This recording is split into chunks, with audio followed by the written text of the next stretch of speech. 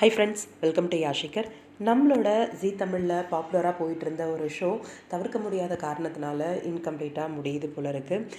என்ன ஷோ என்ன அப்படிங்கிறத பற்றி பார்க்கலாம். எஸ், நம்மளோட ஜீ தமிழில் போயிட்டுருக்க சமையல் எக்ஸ்பிரஸ், இது சீசன் 2 வந்து போயிட்டுருக்கு. ரொம்பவே ஃபன்னாக இருக்கும். 2 லேடிஸ் தான், ஆனால் அந்த ஷோவை எந்த அளவுக்கு ஃபன்னாக கொண்டு போக முடியுமோ அந்த அளவுக்கு ஃபன்னாக கொண்டு போயிட்டு இருந்தாங்க.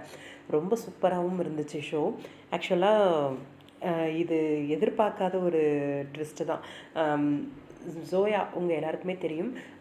சடனாக வந்து குக் வித் கோமாளியில் தொகுப்பாளினியை வந்து என்ட்ரி கொடுத்துட்டாங்க.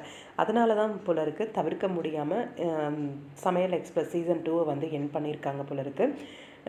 டிஜே, அதாவது சமையல் எக்ஸ்பிரஸோட டிஜே இருக்கார் இல்லையா, ஃப்ராங்க், அவர் வந்து அவரோட இன்ஸ்டாகிராம் பேஜில் இட்ஸ் ரேப் அப் அப்படின்னு சொல்லி போஸ்ட் பண்ணிருக்காரு.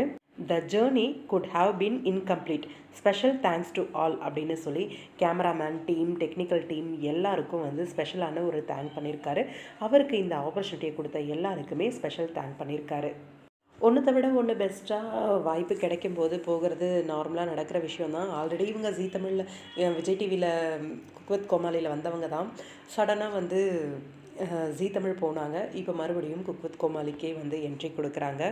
ஆனால் அவங்க இருந்த பிளேஸில் வந்து வேறு யாரை போட்டாலும் அந்தளவுக்கு ஹிட் கொடுக்க முடியுமா அப்படின்னு தெரியல. மேபி அதனால தான் இந்த ஷோவையே முடிச்சிட்டாங்க போல இருக்குது. இதை பற்றி உங்களோட கருத்துக்கள்?